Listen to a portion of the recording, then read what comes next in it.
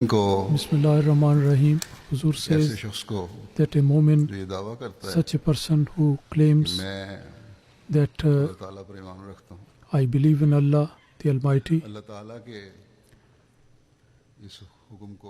and then for such a person, he has to keep this commandment of Allah Almighty always in front of him, that he has been created for worship, as Allah Almighty says, وَمَا خَلَقْتُ الْجِنَّ وَالْإِنسَ إِلَّا لِيَعْبُدُونَ. That means that jinn and ins, human beings and jinn, they have been created for worship. And then Allah Almighty has also told us the ways of worship, in which there are some practical aspects. That is to say that there are physical movements, and the wording of the prayers are there, which can be called zikr, the remembrance of Allah. And in the prayer, both these things are there. That is to say that apparent movements, postures are there, and the remembrance, the prayers, they are also there. But apart from the prayer, the remembrance of Allah and prayers, and to remember Allah Almighty, that is the duty of a believer. In the Holy Quran, Allah the Almighty has, with reference to various prophets, the various prayers have been taught, which we can include in our prayers, and also while we are walking around we can repeat those, and we can recite those prayers. The people, they write in their letters that we have got a certain difficulty or anxiety. Please tell us a prayer or the wording which can be repeated again and again, and all these difficulties and worries may be removed. I generally write back to these people that pay attention to the prayers, and in prostrations pray for these things. During the prayer, offer the prayers and seek help from Allah Almighty. But today I would like to mention about a zikr, a prayer, which is also a tradition of the Holy Prophet Sallallahu Alaihi Wasallam, and also there are prayers which have been revealed to him by Allah Almighty. And when we recite those, considering understanding their meaning, then while a person can get the full understanding of the unity of Allah, and also at the same time he comes under the protection and security of Allah, and all types of vices and harms, they are taken away from him. The Holy Prophet Sallallahu Alaihi Wasallam, not only this much, that he himself very regularly, every day at night before going to bed, he used to recite these verses and prayers, but he always advised the companions to do the same. And in many places, these verses and these prayers, he has mentioned the importance of that and the benefits of that. The Holy Prophet Sallallahu Alaihi Wasallam, according to his personal noble example, there is a narration. It is narrated that the Holy Prophet Sallallahu Alaihi Wasallam always, at the time of going to bed, the Ayat Ul Kursi, Surah Al Ikhlas, and Surah Falaq and Surah An Naas, these and the last three chapters of the Holy Quran and Ayat Ul Kursi, he used to recite those and blow into the hands, and then pass on his hands right from the head up to the place where, up to the limbs of the body where the hands can reach. And he used to do like that. And he did it on regular basis. This was his tradition. It became his tradition. And every Muslim should do the same. And we Ahmadis, who in this age,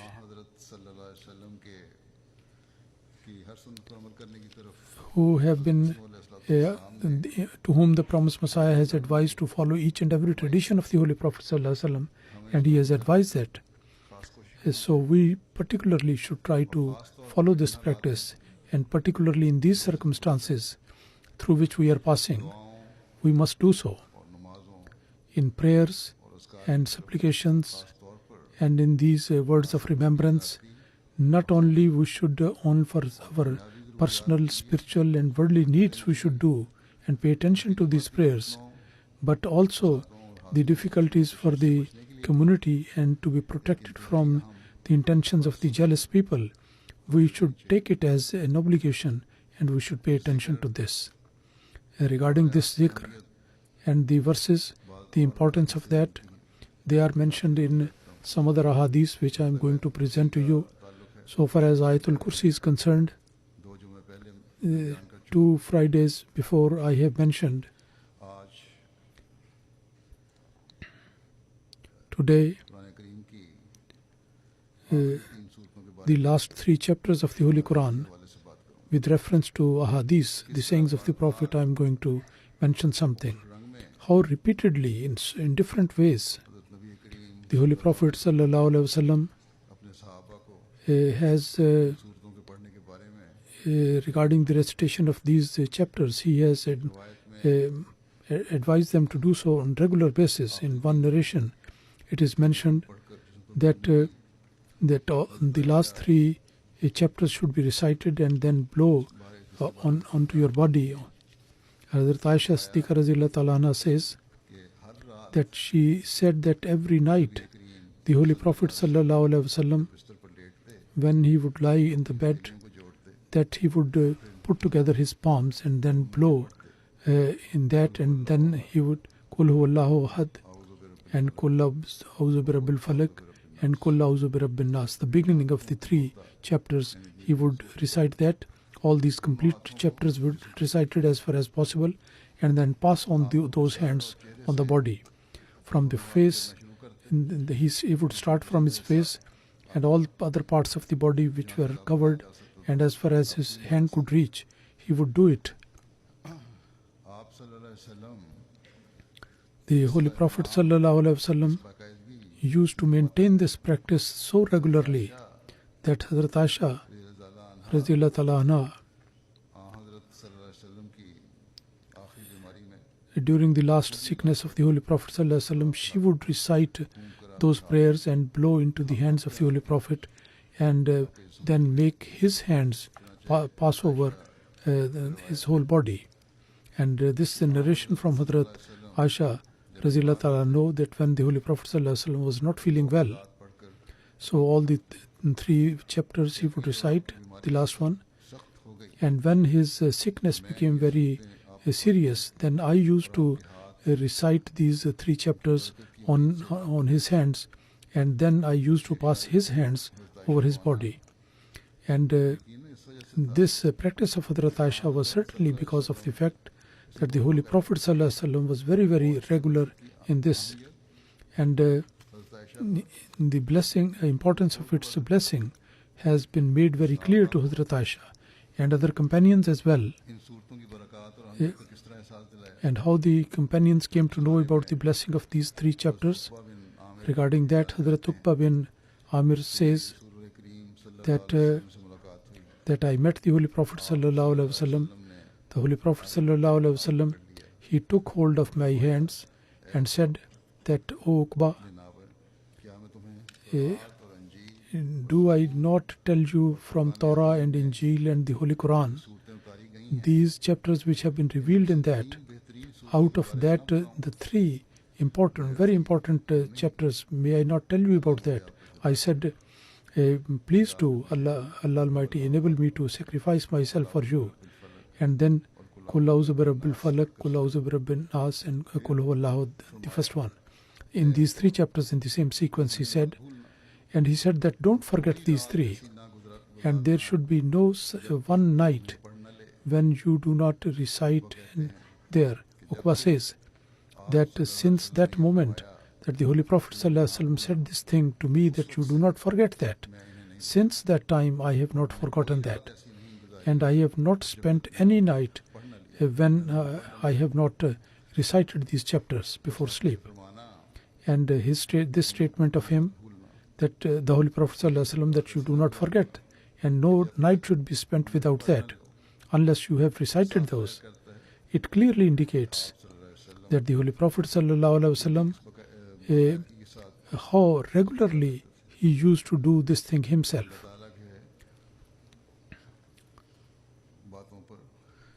On the commands of Allah Almighty and on prayers, the one who was most regular in complying and acting upon that was the Holy Prophet ﷺ. And that is why he also advised the other people.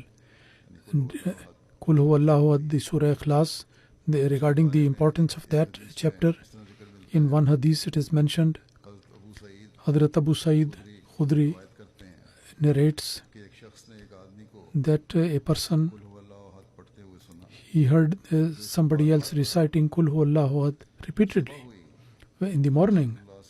Then he went to the Holy Prophet sallallahu alaihi wasallam and narrated the whole thing, and as if he was in a way of a complaint, he mentioned it as if he was considering him as not so good.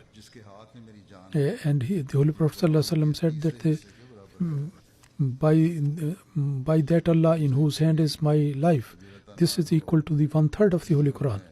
Hadhrat says, in explaining this point further, he says that the Holy Abu Sa'id says that the Holy Prophet ﷺ said to his companions that, is there anyone who cannot do that one recites 1/3 of the Holy Quran in one night?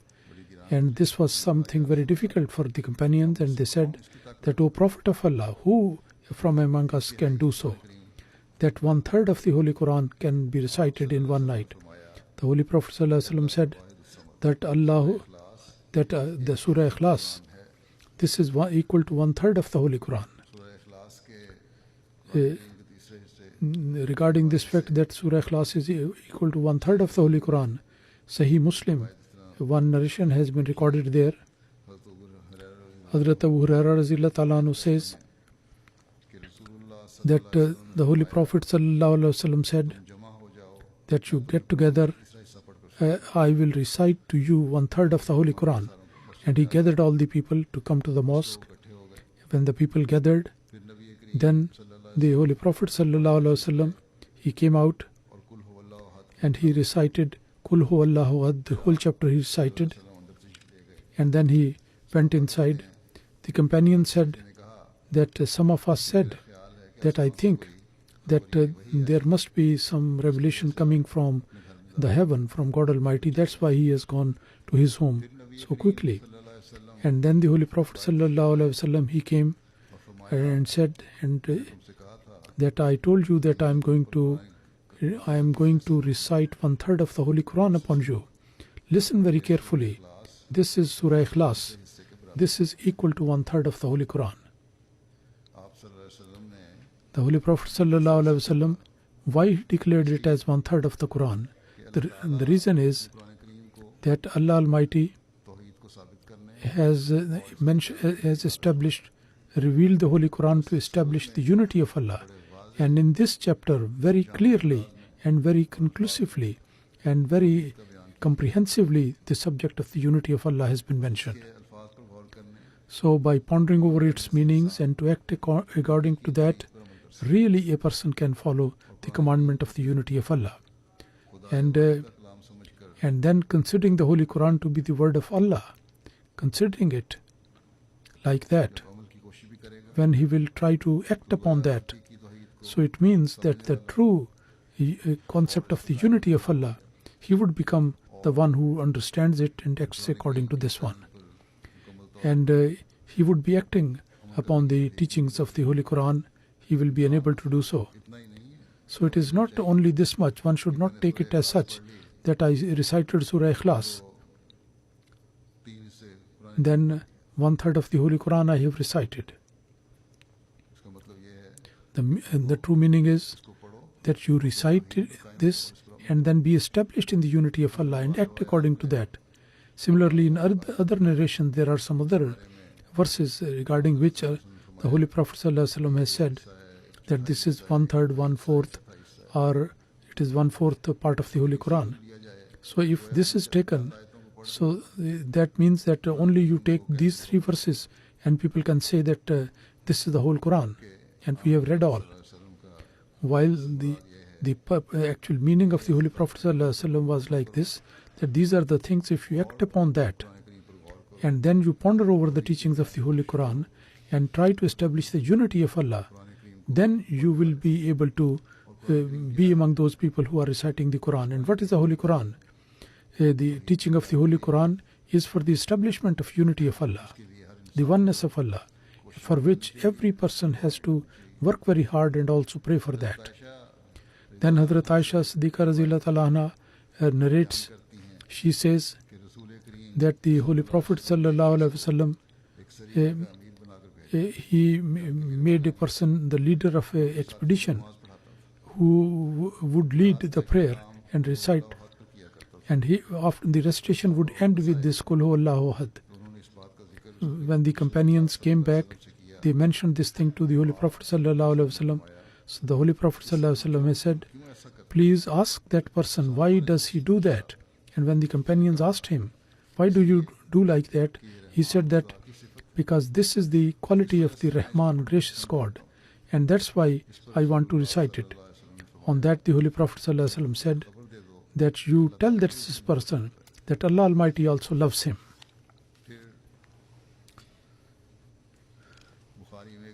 And then in Bukhari, with reference to Hadhrat Anas, there is another narration.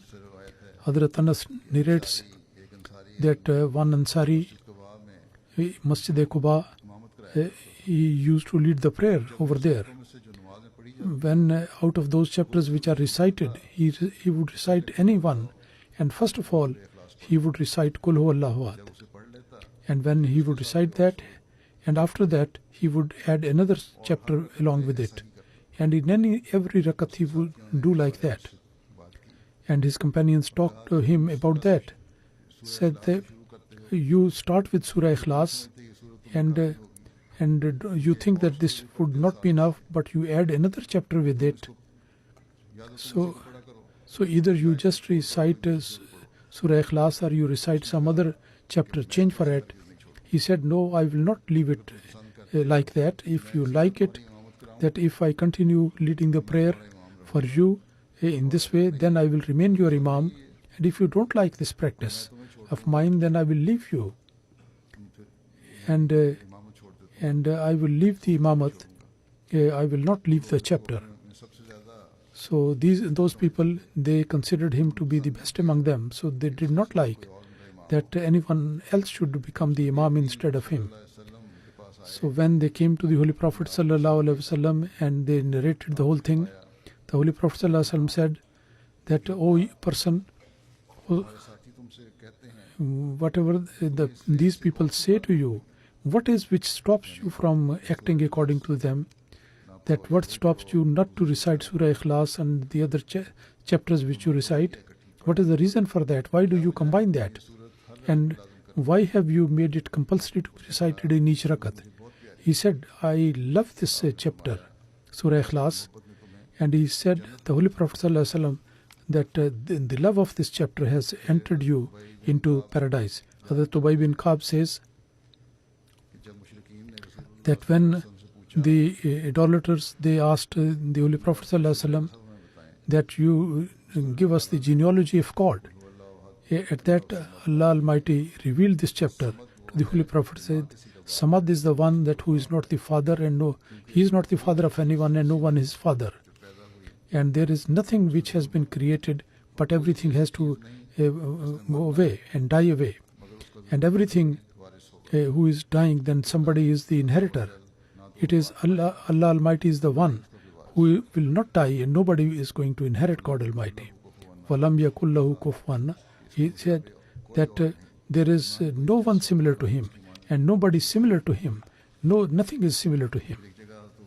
On one place, Hadhrat Abu Huraira narrates, and he says that the Holy Prophet Sallallahu Alaihi Wasallam said that the people, they question one another, and so much so that they say that they say that anything has been created by Allah Almighty. So then who created Allah Almighty? This was the question raised even in the time of the Holy Prophet ﷺ. The same question is asked today. So when you see those such people, then you recite Kul Huwallahu Ahad until its end. That means you read out the Surah Ikhlas, all of it, and ponder over the meanings. You will come to know that there is no one who has created Allah the Almighty. He is from the beginning and to the end, and He is from the beginning of the time, and He will remain end of the time. And one should seek protection from the harm of Satan. Seek protection of Allah from the harm of Satan. Hadhrat Abu Hurairah says that I came with the Holy Prophet sallallahu alaihi wasallam. The Holy Prophet sallallahu alaihi wasallam, he heard somebody reciting Kul Huwallahu Ahad, and the Holy Prophet sallallahu alaihi wasallam said wajabat, that this thing has become his share. And I asked what has been made his lot. Then he said paradise. He has inherited paradise. Hadhrat Suhail bin Saad says that a person came to the Holy Prophet ﷺ, and he complained about his poverty. And he said that when you enter into your house, if there is somebody at home, that you always say Assalamu alaikum. And if no one is there, so then you invoke salam upon you, and that you will get the blessing of that. And also recite Kul Huwallahu Ahad once. And the companion did exactly like that. So much so that Allah Almighty gave him so much provision that even his neighbors were blessed with a portion of that. And Allah Almighty gave him such provisions, so much provision, that he became very rich, and he was very short of money in the evening. But then he was become so affluent that he used to help his neighbors. So when a person learns the subject of Tawheed and the unity of Allah, and acts upon that, and considers Allah Almighty to be the omnipotent and all-powerful, then Allah Almighty has got all the power. And Allah Almighty says in so many places that Allah Almighty gives the provision to the righteous people from such places which he cannot even think. Hadhrat Anas bin Malik says that a person came to the Holy Prophet sallallahu alaihi wasallam, and he said that this chapter Kul Huwallahu Ahad, I like it very much. The Holy Prophet sallallahu alaihi wasallam said that your love with this chapter will enter you into the paradise. Then Hazrat Jabir says that the Holy Prophet sallallahu alaihi wasallam said, he said that the one who recites Kul Huwallahu Ahad 50 times in a day, then he would be called from his, that you stand up from the grave and enter into paradise. Ibn Dalimi says, narrates, who was the brother of sister of Najashi, and he was in the service of the Holy Prophet sallallahu alaihi wasallam. He says that the Holy Prophet sallallahu alaihi wasallam said that the person in the prayer or on other occasions he recited Kul Huwallahu Ahad for 100 times, Allah Almighty has determined that he is going to be delivered from the fire of hell. So this is the importance of Surah Ikhlas. And when we recite at night time, so then the unity of Allah, considering that, putting it in front of our mind, and we should say that Allah Almighty is absolutely one, and Allah Samad, and also his status as being Samad, that he is not dependent. Samad is that thing which is not depending on anything else, and which is not ever ending, never ever ending, and it is not going to be destroyed. The promised Messiah ﷺ, he has mentioned this thing in this way, that the meaning of Samad, it includes that apart from him, all other things, they are the thing which have been created, and they are going to be destroyed and finished. So they are going to be destroyed, but Allah is the one who is a Samad. It has not been created, nor it's going to be dry. And Beniyaz, that word is used, that he does not stand in need of anything, And the meaning is that he is neither to be destroyed, nor such a thing can be created. So this is our God. This is our Creator, and who is from the beginning of the time, and he will remain till the end. And the attributes of Allah in his grandeur, he is unique, and all other people are depending on Allah Almighty. And each and every particle gets the life from God, and he is the source of beneficence for all the people, and that is the being of Allah. And he has got the fountain of blessings, and he is not blessed by anything else, and he is the one who is giving all the beneficence to the people. He is neither the son of anyone, nor he is the father of anyone. And how it can be? Because there is no one related to him as such. And Allah Almighty has mentioned again and again the greatness of Allah Almighty. And mentioning his greatness, Allah has drawn the attention that such a God is beloved to Allah, that not the one who is short in his qualities and attributes. And Surah Al Ikhlas and An Naas and Falaq and An Naas, regarding these revelation, Hadhrat Aqba bin Umar says that the Holy Prophet ﷺ said that tonight I have revealed such verses which I have not ever experienced before, and they are Kul Huwallahu Ahad, Kul A'udhu Birabbil Falaq, and Kul A'udhu Birabbin Nas, the last three chapters of the Holy Quran.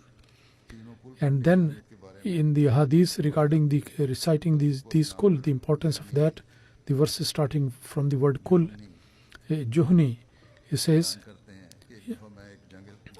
that once I was on a war expedition. I was holding the bridle of the mount of the Holy Prophet ﷺ, that Huzur said that I paid attention to him, that I can recite the same thing. And he uttered one word, and I again wanted to hear that, what he says. And again, for the third time, he said, Kul. And then I asked, what should I say? Then he said, you say Kul Huwallahu Ahad, and he recited the chapter full of it to the end, and then starting it Kul A'udhu Birabbil Falaq, and I recited along with him till the end, and Kul A'udhu Birabbin Nas, he recited till the end, and I recited along with him. And then he said that nobody has not ever sought the protection of Allah Almighty with these three prayers. These are such verses that when somebody recites, he comes into the protection of Allah, and he was never destroyed, and he is well protected from all types of harms. The protection of Allah Almighty, there is no other way, better way of seeking the protection of Allah Almighty apart from reciting these three chapters.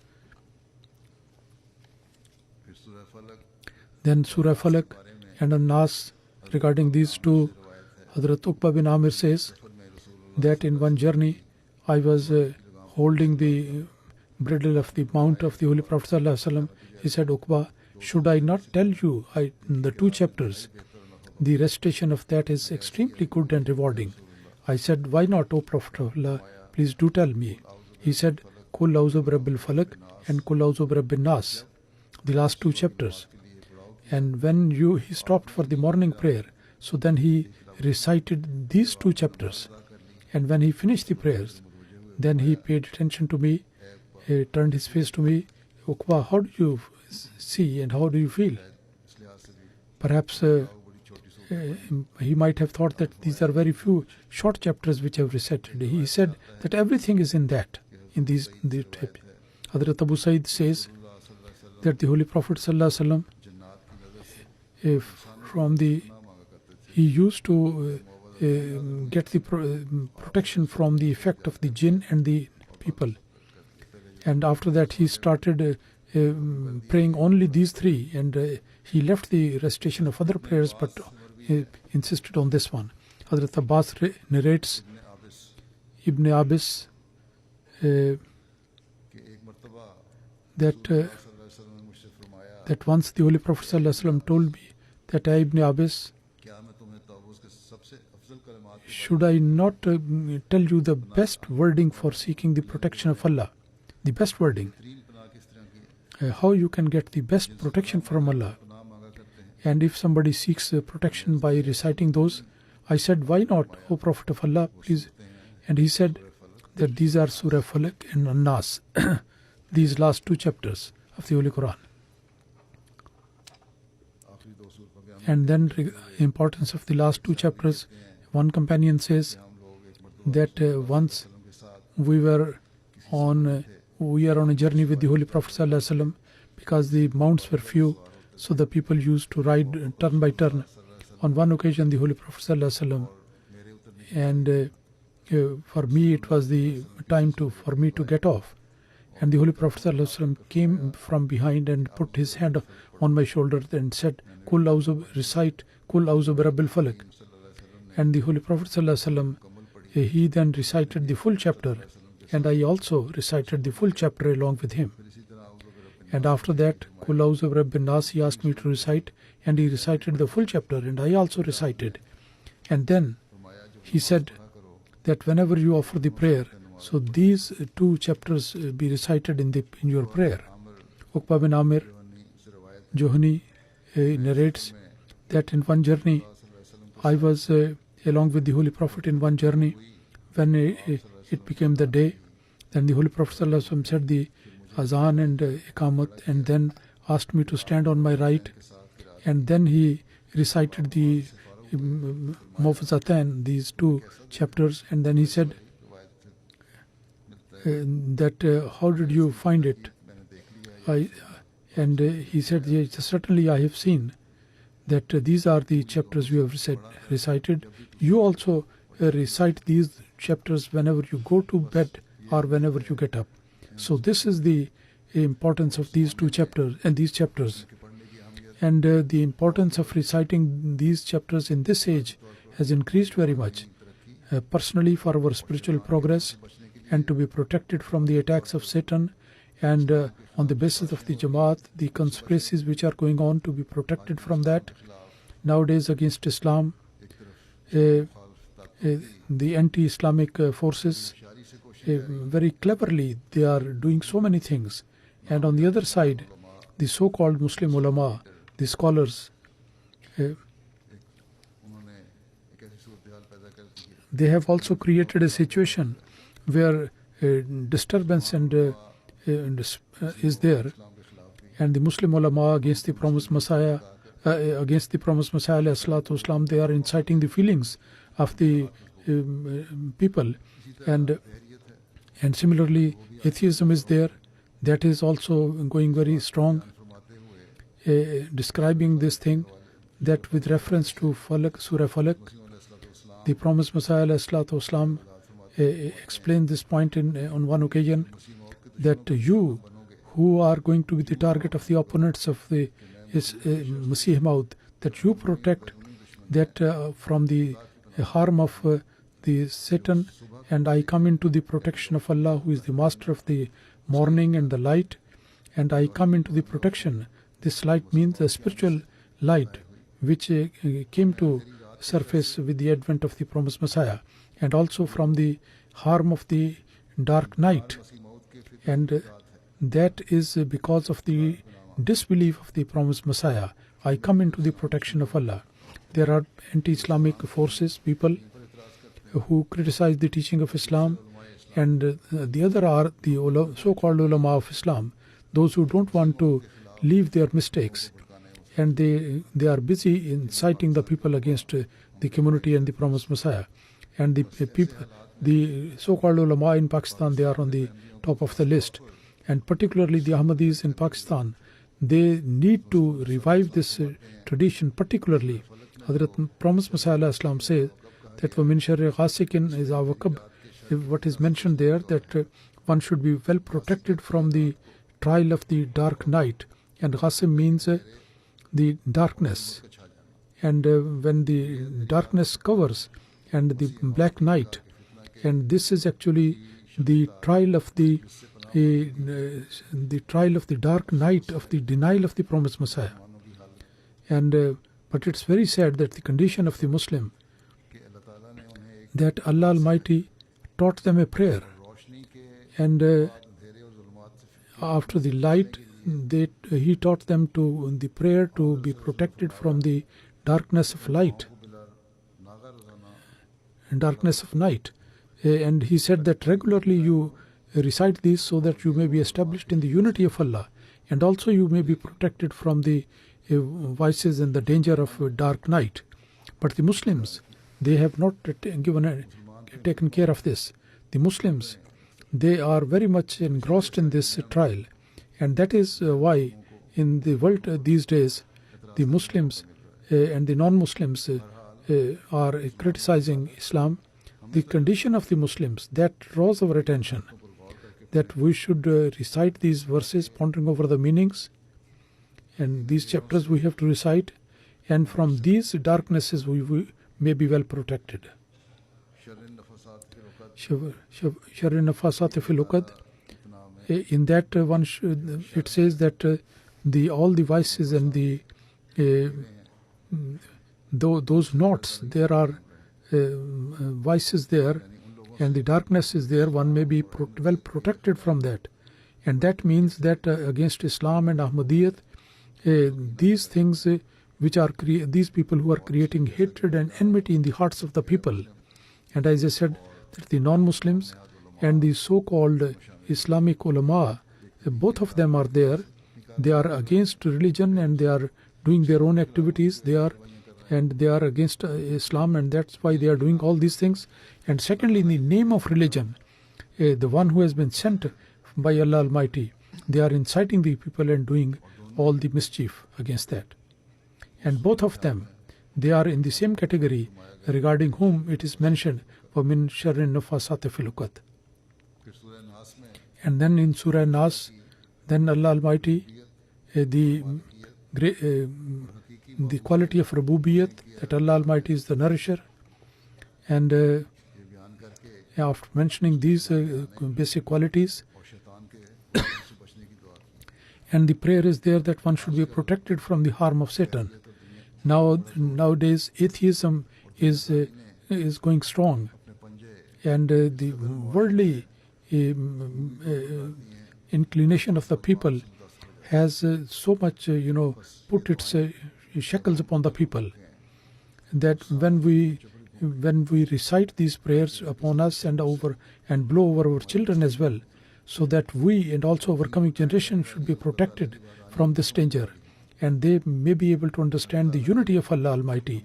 Allah Almighty make it so that each one of us understanding the subject of these chapters, and we become following the noble tradition of the Holy Prophet ﷺ, and the subject of the unity of Allah Almighty should be absolutely clear to us. And apart from that, we are not going to submit to anybody else. And we believe Him to be the fountainhead of all the blessing, not only in heart, but also in action. We have to prove this point, that Allah Almighty is the fountainhead of all powers, and He is the fountainhead of light, and He is the one who is the giver of every blessing. And from being protected from the vice of the people and the creation, instead of having any hope in the creation of Allah Almighty, by believing in the promised Messiah, the light that we have been able to get, which is the reflection of the true light of the Holy Prophet ﷺ, we should pray that Allah Almighty should give us steadfastness, and we should never be wandering around in darkness and misguidance. And out of the blessings of Allah Almighty, the blessing of Khilafat that has been given to us, we are always continue receiving it. And Allah Almighty protect us from all people who want to inflict any sort of harm or danger, whether it is worldly wise or religious side, or from the jealousy of the person who have the jealousy. And we believe Allah Almighty to be our creator and the nourisher, and He is the mightiest and He is the highest as compared with any ruler or king. And we completely believe in the total authority of Allah Almighty. And we serve all the duties that of God Almighty, believing Him to be the ultimate one to be believed. And we should pray. We try to cleanse our heart and make it purified to be protected from all types of dangers, and we seek the guidance and prayer from Allah Almighty. And regularly Allah Almighty enable us that regularly before we go to sleep, according to the command of the Holy Prophet ﷺ, we have to recite these chapters over us and then blow it on our body. Allah Almighty enable us to do so.